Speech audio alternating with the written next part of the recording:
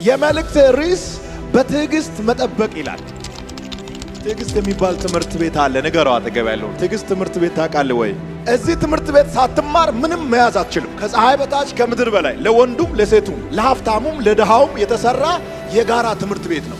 እዚህ ትምህርት ቤት ገብቴ ሳትማር እይዛለሁ ማለት በህልም ዳቦ እንደ መብላት ነው። ትምህርት ቤቱ ትዕግስት ይባላል። ቶሎ ሄደ ተመዝገብ። የተመዘገባችሁ ቀጥሉ። ሁሌ እየተማርክ የምትኖርበት ነው። ጌታ ስመጣ ብቻ ነው ትምህርት ቤቱ የሚዘጋው። እስከዛ ትምህርት ቤቱ ክፍት ነው። ግቡና ተመዝገቡ። ትምህርት ቤቱ ምን ይባላል? ትዕግስት ትምህርት ቤት። መታገስ የሚባለው በጣም ህመም አለበት። እየቆያችሁ ስትመጡ ግን መታገስን ስትለማመዱ በውስጣችሁ እምነት የጠነከረ መንፈሳዊ ጡንቻ የገነባችሁ ስትሮንግ የሆናችሁ ማሸነፍ አልችልም ባላችሁት ጉዳይ ላይ ድል አድራጊ የሆናችሁ እየተገለጣችሁ መንገዳችሁ ራሱ በክብር ይሆናል።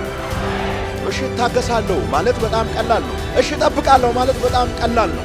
ትዕግስት ንግግር አይደለም። ትዕግስት ቃል አይደለም። ትዕግስት ተግባር ነው። በሌላ አባባል በትዕግስት መጠበቅ ማለት እምነትን በተግባር መኖር ማለት ነው።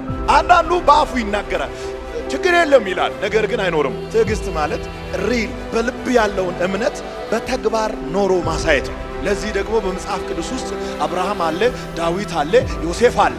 እነዚህ ሰዎችን በዝርዝር አስቀምጥና ራሳችን ደግሞ እናያለን። እስኪ እኔ አብርሃም ነኝ፣ እኔ ዮሴፍ ነኝ ወይስ ዳዊት ነኝ?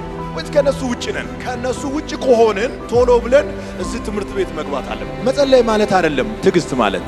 ቸርች ሁል ጊዜ መምጣት ማለት አይደለም ትዕግስት ማለት። መሃል አካባቢ መገኘት ማለት አይደለም። አስረት መክፈል ማለት አይደለም ትዕግስት። በትዕግስት መጠበቅ ማለት ምን ማለት ነው? የመጀመሪያው እምነትን በተግባር መኖር ነው። ብዙ ሰው መታገስ ስላልቻለ ነው ከእግዚአብሔር መንገድ የወጣው። መታገስ ስላልቻለ ነው እግዚአብሔር የተናገረው ነገር መያዝ ያልቻለው። ይህንን እንድትይዙልኝ እፈልጋለሁ። የእግዚአብሔር የጊዜ መርሃ ግብር ከሰው የተለየ ነው። አታገናኙት። እግዚአብሔር 8 ሰዓት ብሎኝ ነበር የምትሉ ሰዎች በዚህ ሰዓት አይደለም እግዚአብሔር የሚሰራው። የእግዚአብሔር ሌላ ሰዓት አለ። የእግዚአብሔር ዓለም ሌላ ነው።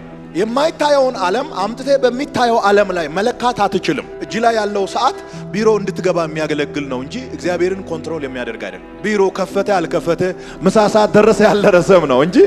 ንገረው አጠገብ ያለውን ሰው የእግዚአብሔር ሰዓት ሌላ ነው በለው። የእግዚአብሔርን ሰዓት የሚጠብቁ ሰዎች ከታች ወደ ላይ መነሳታቸው አይቀርም። አንዳንዶቻችሁ ላይ ሰዓቱ ደርሷል። ይሄ እጃችን ላይ ያለው ሰዓት ሳይሆን የእግዚአብሔር ጊዜ ደርሷል። ይሄ ሰው ምን አለ በሉኝ። በዚህ ወር፣ በዚህ ዓመት፣ በእነዚህ 3-4 ወራት ውስጥ እግዚአብሔር ለአንዳንዶቻችሁ ትንሣኤ ይሆናል ብሎኛል። ይነሳሉ አለኝ ጌታ። እስኪ አንድ ሰው ጮሆ እነሳለሁ ይበል። ሃሌሉያ። በትዕግስት የሚመላለሱ ሰዎች ይታወቃሉ፣ አይናወጡም። ፊታቸው ላይ ፍርሃት አይነበብም። ግራ የተጋቡ አይመስሉም። ነገር ተበላሽቶ እያለ በተረጋጋ መንፈስ ይመላለሳል። የያዙት ነገር ከእጃቸው ተበትኖ፣ ንግዳቸው ተበላሽቶ፣ ሁኔታቸው ፈርሶ ድብልቅልቅ ባለ ሁኔታ ውስጥ ነው የሚኖሩት። ነገር ግን ውስጣቸው የተረጋጋ ነው። እግዚአብሔር አንድ ቀን ይመጣል ብሎ ስለሚያስቡ ሪላክስ ያደርጋሉ። ትዕግስት ከውስጥ ወጥቶ በፊት ላይ ይነበባል። ከታገሳችሁ መነሳታችሁ አይቀርም። ነገረው አጠገብ ያለው ሰው ከታገስክ መነሳት አይቀርም። ችግርና መከራ ቢበዛባችሁ ታገሱ። የታገሱትን የማይጥል በራሱ ጊዜ መጥቶ ከትቢያ የሚያነሳ ድንቅ አምላክ አለን። በመታገስ ውስጥ ያለውን በረከት መገናኘት እፈልጋለሁኝ።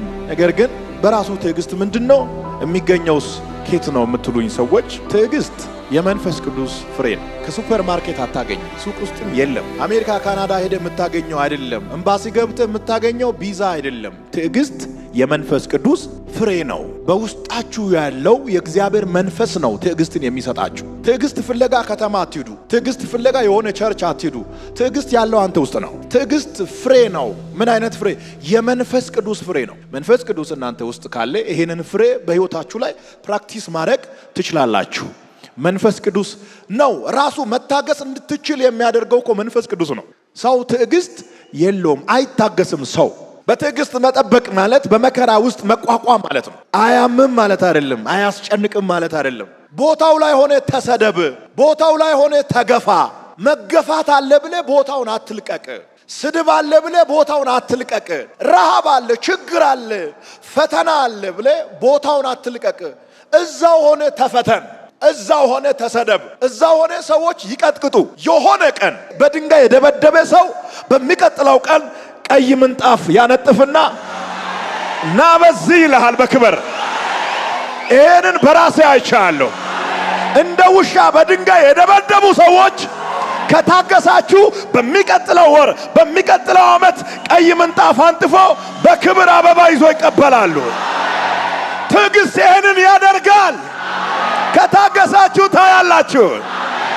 የሰደቡ ያንቋሸሹና ያዋረዱ የእግዚአብሔር ጊዜ ሲደርስ ራሳቸው ናቸው መንገድ ላይ ምንጣፍ የሚያነጥፉ፣ ዌልካም የሚሉ፣ ስጦታ ይዞ የሚጠብቁ።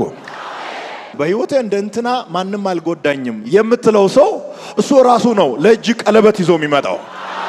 ለአንገት በጣም የሚያምር ወርቅ ገዝቶ የሚመጣው እሱ ነው። የካሳ ቀን አለ በለው አጠገብ ያለው። በ5 ሰው ተባረ በ5000 ሰው ትመለሳለህ። ባዶ እጅህን ወጥተህ በብዙ ምርኮ ትመለሳለህ። የአንዳንዶቻችሁ ጉዳይ እንደ ያዕቆብ ጉዳይ ይሆናል። የአንዳንዶቻችሁ ጉዳይ እንደ ዮሴፍ ጉዳይ ይሆናል። የአንዳንዶቻችሁ ጉዳይ እንደ አብርሃም ጉዳይ ይሆናል። የአንዳንዶቻችሁ ጉዳይ እንደ ዳዊት ጉዳይ ይሆናል። ስቃይ የበዛባችሁ አይዟችሁ፣ የምትገፉ ሰዎች አይዟችሁ፣ ያልተካሳችሁ ሰዎች አይዟችሁ። እግዚአብሔር ሳይጎበኛችሁ አይተውም። እግዚአብሔር ሳይጎበኛችሁ አይቀርም።